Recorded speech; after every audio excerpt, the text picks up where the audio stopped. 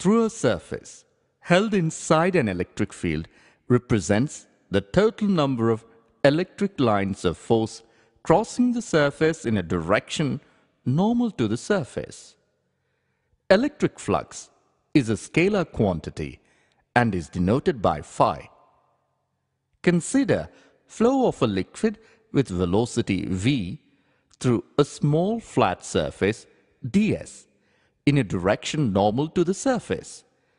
The rate of flow of liquid is given by the volume crossing the area per unit time v ds and represents the flux of liquid flowing across the plane.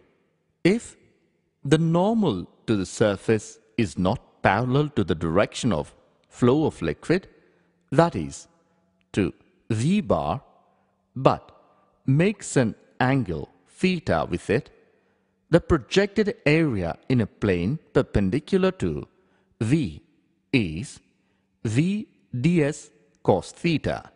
Therefore, the flux going out of the surface ds is v bar dot n cap ds. For the case of the electric field, we define an analogous quantity and call it electric flux. We should, however, note that there is no flow of a physically observable quantity, unlike the case of liquid flow.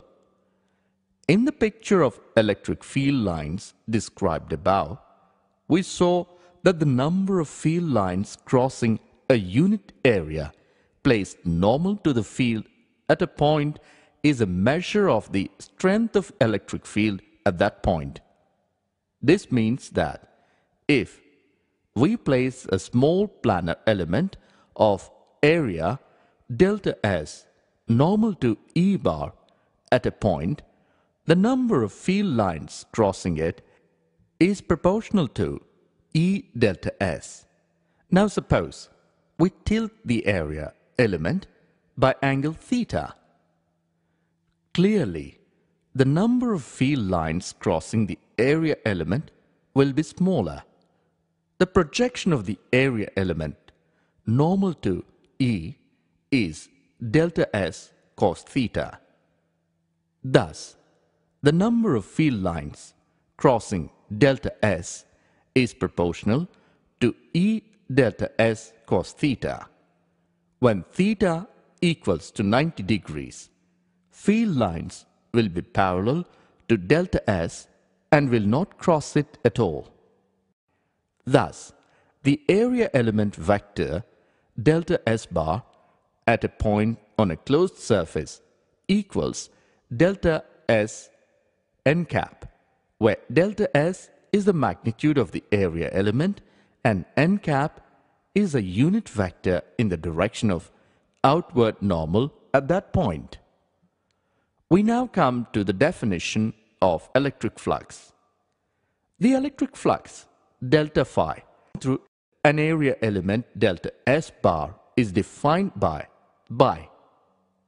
delta phi equals to E bar dot delta S bar equals to E delta S cos theta, equation 1, which, as seen before, is proportional to the number of field lines cutting the area element. The angle theta here is the angle between E bar and delta S bar. For a closed surface, with the convention stated already, theta is the angle between E bar and the outward normal to the area element. Notice, we could look at the expression E delta S cos theta in two ways. E delta S cos theta, that is, E times the projection of area normal to E bar, or E perpendicular to delta S, that is, component of E bar along the normal to the area element times the magnitude of the area element. The unit of electric flux is Newton meters square per coulomb. The basic definition of electric flux given by equation 1 can be used in principle to calculate the total flux through any given surface. All we have to do is to divide the surface into small area elements. Calculate the flux at each element and add them up. Thus, the total flux phi through a surface S is phi approximately sigma E bar dot delta S bar equals to sigma E bar dot delta S bar, equation 2. The approximation sign is put because the electric field E bar is taken to be constant over the small area.